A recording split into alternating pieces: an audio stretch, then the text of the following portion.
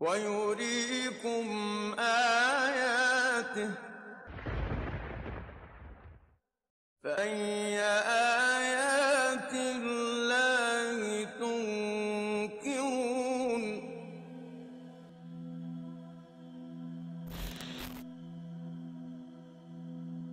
Aralar 8 burçta немесе 5 burçta емес, неге 6 burçta ұя соғады деп ойланып көрдіңіз бе? Математиктер бұл сұраққа жауап іздеді де, мынадай қызық тұжырымға келді.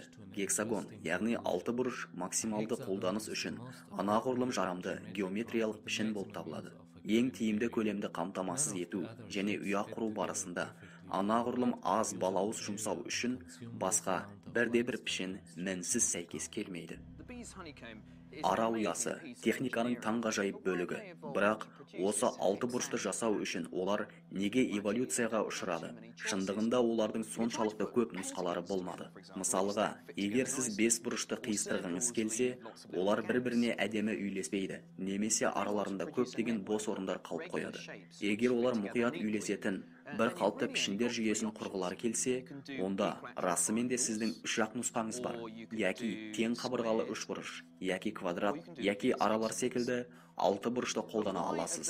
Бірақ аралар осы үшеуінің ішінен неге 6 бұрышты таңдайды? Үш бұрыш расымен де анағұрлым көп балауыз қажет етеді. Кез келген квадрат пішінге қарағанда аздап жақсырақ. Алайда 6 бұрыш анағұрлым аз балауыз қажет етеді. Бұл шешім бірнеше жыл бұрын тек математикалық түрде дәлелденді. Сондықтан аралар анағұрлым сәйкес келетін пішінді қолданады. Ара ұясын құру барысындағы тәсіл сондай-ақ өте таңырқарлық. Аралар ұя құрылысын 2 немесе 3 әртүрлі орындардан бастайды, және бір мезгілде 2 немесе 3 қатардан тоқиды. Олар әртүрлі жерлерден бастайды да бірдей 6 бұрыштарды құрады. Сосын ұяларды бір-бірімен қиыстырып тоқиды да дәл ортасына жеткенде түйіседі. 6 бұрыштардың түйісу нүктелері сондай шеберлікпен тоқылғаны сонша, ұя құрылысында кемшілік жоқ. Мынаған қара, мұнда мінсіз 6 бұрыштар. Таңғажайып. Расымен де 6 бұрыш өте күрделі құрылым. Бәлкім бұл инженерлік керемет. Бұл таңғаларлық үйлесім жайлы ойлау арқылы, бұл тіршілік иелерін нұсқайтын құдірет күшінің барын мойындауға тиістіміз. Эволюционистер бұл жетістікті инстинкт ұғымымен түсіндіргілері келеді, және мұны араның қарапайым атрибуты деп таныстыруға тырысады. Олар мұны жай ғана мыңдаған жылдар бойы жасайды. Мыңдаған жылдар барысында осыны жасау үшін пайда болған. Бұл олардың үйінің пішіні екенін олар жай ғана инстинктті түрде біледі. Егер жұмыс барысында қандай да инстинкт бар болса, және егер бұл қағида барлық араларға қатысты қолданылса, және олар бір-бірі жайлы хабарланбай тұрып, оларды үйлесімділікте жұмыс атқаруға мәжбүрлесе, демек, бұл кіп-кішкентай жәндіктерді басқаратын құдірет иесінің барын білдіреді. Немесе басқаша айтқанда, бұл кішкентай жәндіктердің жаратушысы оларға не істеу керектігін үйретіп, жігерлендіріп отырады. Және бұл факт қасиетті Құранда 14 ғасыр бұрын хабарланған.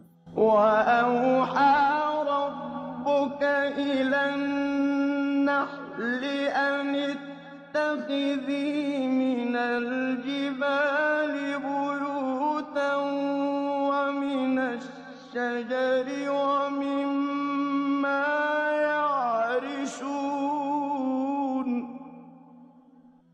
ثم كلي من كل الثمرات فاسلكي سبل ربك ذللا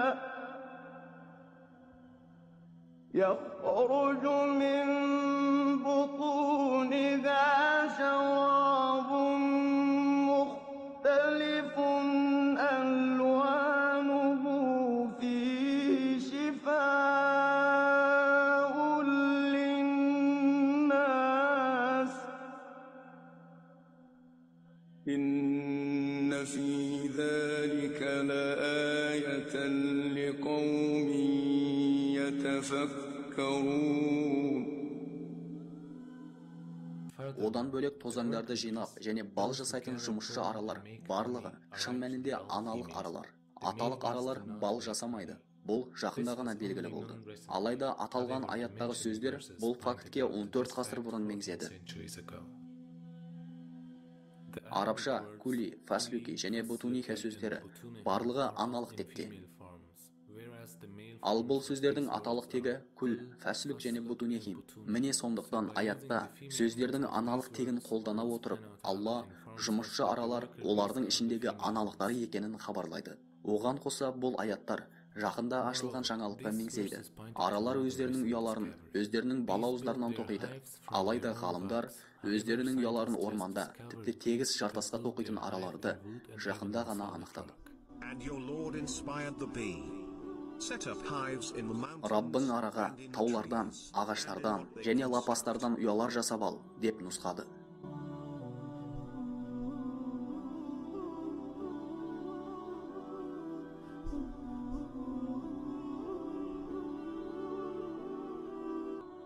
Шынында, мұнда ойлайтын қауым үшін ғибрат бар.